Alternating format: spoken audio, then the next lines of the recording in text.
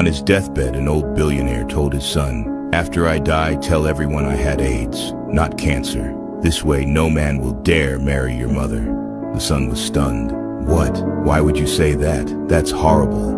The father replied calmly, "That way, everything stays in the family, and you'll inherit it all."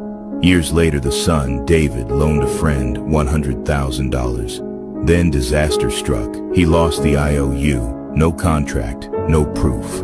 With the repayment deadline approaching, David knew the chances of recovering that money were slim, so he made a bold move. He emailed his friend, "Hey, just a reminder, the $150,000 you borrowed is due soon." He replied exactly as David had hoped.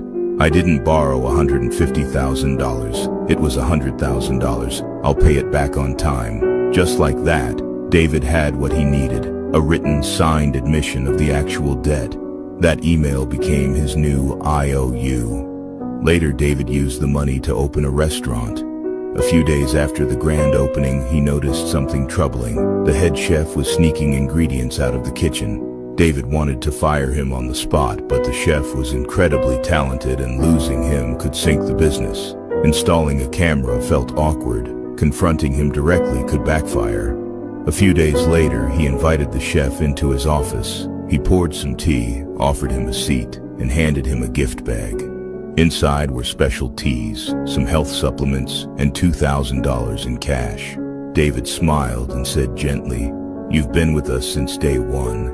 Someone mentioned you might have taken some supplies from the kitchen. I don't believe it. I just thought maybe you're going through a tough time, so I put together a little gift. Please don't feel embarrassed. You're important to this place." The chef turned red with shame. From that day forward, not a single item went missing again.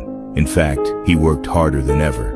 The smartest way to deal with people isn't through brute force or confrontation. It's by reading them. Their fears, their guilt, their motives, their patterns. In today's world, reading people is more valuable than reading spreadsheets. This isn't intuition, it's a skill, a learnable one. And most people never learn it until it's too late.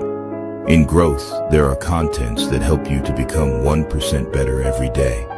Join our family.